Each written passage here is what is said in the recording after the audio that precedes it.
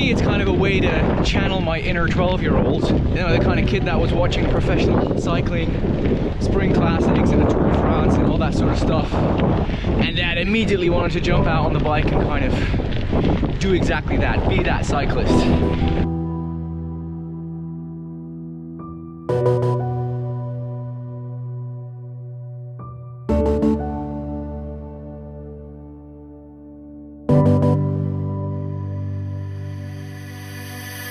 Good morning. Before we get into today's video, I want to give you a quick update on what has happened the past few days in terms of training and also planning for the trip ahead to Canada. Number one, the training has been good, back in the saddle after my illness from last week. I did 2 workouts in the gym, 2 turbo sessions indoor, and then I also did a 2-hour-ish gravel ride outside, all of them zone 2. And then today concludes our last kind of session in a 4-day block before I'll take a rest day tomorrow. And today we'll be doing a 2-hour-and-a-half, 3-hour-ish ride on the gravel bike all the way from here at home to the coast, because we're going to be spending a week at the sea with the family. It's a school holiday next week, so we're going to try and keep the kiddo entertained over there.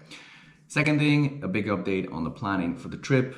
The tickets are booked. So it is very official. We'll be arriving on Monday, August 12th, flying into Vancouver. So that means that participating in the Tour de Victoria on Vancouver Island on August 17th, I think, is very much a given. So we're going to be planning that as well. Cool. So I'll catch you on the bike.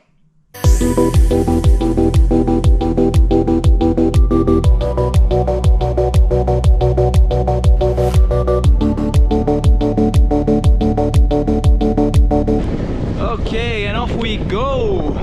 Let's see how the legs will feel today. I'm gonna be honest, they didn't feel great on my ride outdoors. You know, kind of holding zone 2 was just, you know, not very comfortable. It didn't feel very good. And it's always a bit of a kind of head game, right? You kind of have to get used to your fitness dropping. And it's always the same thing when you come out of off season. It's like, you know how certain wattages used to feel when you were at your peak fitness, when you were kind of really kind of firing on all cylinders. And now you're kind of like, you know, you're struggling with this feeling of just not feeling good. You know, it's just like, you know, you're putting out watts and you're just like it doesn't add up. So anyway, let's see how today ends up. We're just gonna get it done, and we're gonna trust the process, and we're gonna make sure that we get better again.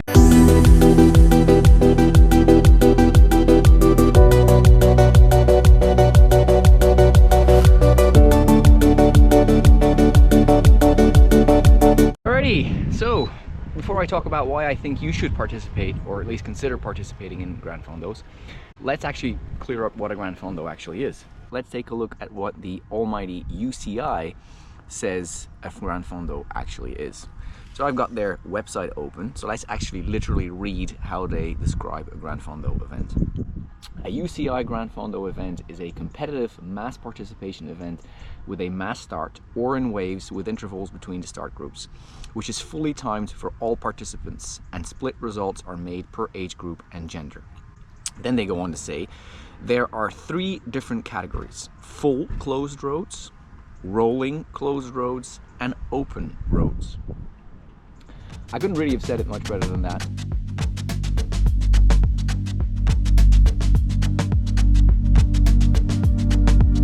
Okay, so maybe just expand on that just a little bit, right? Whenever people ask me what these Gran Fondos are that I participate in, I tell them it's kind of like a marathon. So it's like a cyclist's marathon. So in a marathon, you've thousands of people that have different fitness levels. Now they all line up at the same start line and they essentially run the same race, which technically means they race each other. Now, in practice, that's not really true, because you have top level athletes and they kind of dart off in the beginning and they kind of run their own race. Well, a Gran Fondo is very similar to that. Again, you have hundreds, most of the time, sometimes thousands of people lining up at the same start line, most of the time at the same time. Sometimes it's kind of in groups and kind of in intervals, but everybody races the same course. So you're all racing the same race. But again, there you have people of different skill levels, where the top level cyclists will basically go off right from the beginning and they'll kind of be racing their own race. All right, so that kind of brings me nicely to one of the reasons why I think you should consider riding Gran Fondos. Regardless of your skill level and fitness level, you will always end up riding with people that are of the same skill, fitness, and ability. So this is particularly true in Gran Fondos that don't have a ridiculous amount of climbing. In those particular Gran Fondos, you'll end up riding in a group, riding with people, racing against people of your kind of level. You'll get that peloton feeling, you'll get that race feeling.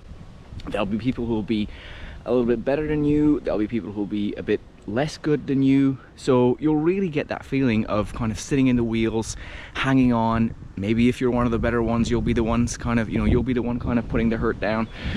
Whatever, it's going to be a lot of fun because you're going to have that racing feeling, right? Okay, again, in some of the Gran Fondos that, you know, have a lot of climbing to do, it's a bit less, but you'll still have that feeling. And that sensation, you know, once you finish one of those events, you look back at that, and yeah, you know, you're gonna hurt and it's gonna be tough, but boy, is it gonna be fun.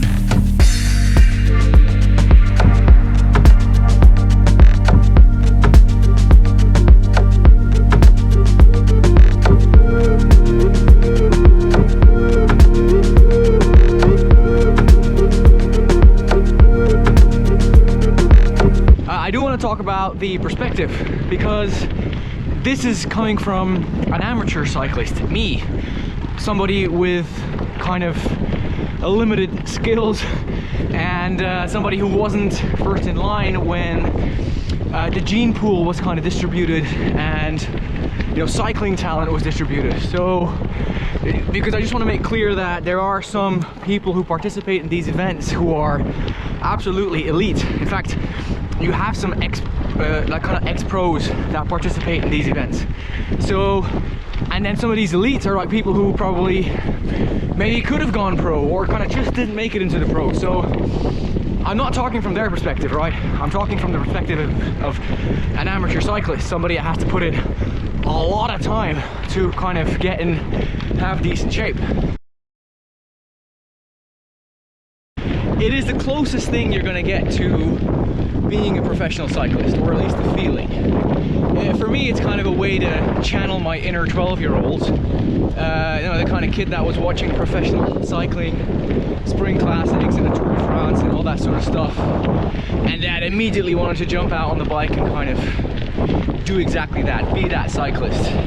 This is a way to just become, you know, to just kind of really embrace that and live it almost to the fullest. You know, it's these events are ridden on roads very similar to, or in some cases actually on the roads of some of these kind of iconic races, and it is a race type of environment, so it is the closest thing you're going to get to being a professional cyclist. They actually make you happy, and bear with me here as I explain this, because it might sound a bit weird. If you participate in a Gran Fondo event, you're essentially committing to a goal. You're working towards that goal and you're preparing for that goal. Some of us more than others, but still, people who are a lot smarter than me, than I am, psychiatrists, psychotherapists, and all that stuff, have actually researched this, that having a goal, or essentially working towards a goal, is a way of being happy. People who work towards something feel like they are achieving something, they're getting better, they're making progress, actually makes them feel happy. So participating in a Gran Fondo, and really any event, but you know, for that matter, any goal you set in life, whether it's business, you know, personal, family, etc., will make you happy.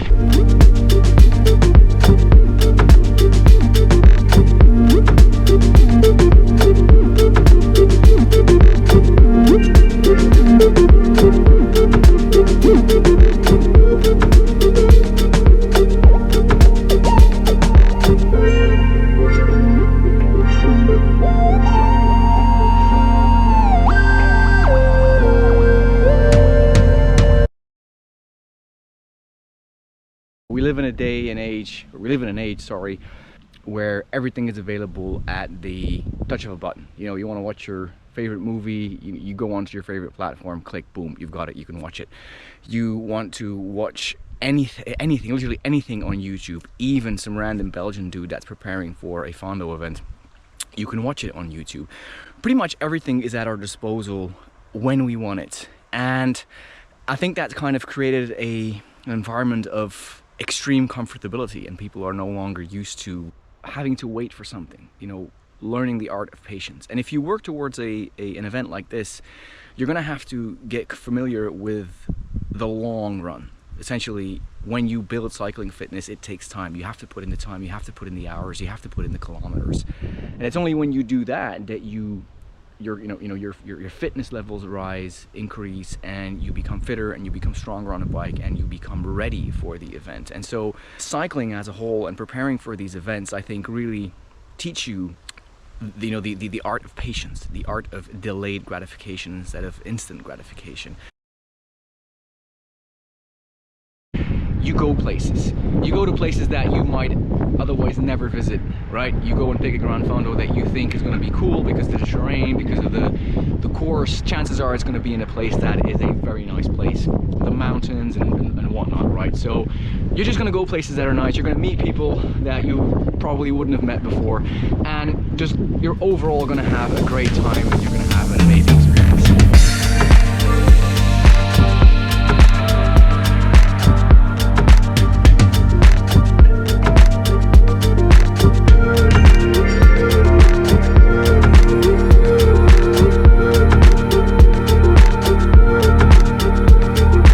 Okay, that's a wrap on the ride. I have arrived at the coast. As you can obviously see, that is 69 Ks in the bank, 2 hours and 43 minutes. So happy with that. The legs felt a little bit better than they did on the ride earlier in the week, but it's a long process, so we've got a long way to go. Thanks for watching the video. We're gonna wrap it here as well. If you did like the video, hit the like and subscribe button, and I will see you in the next one. Ciao.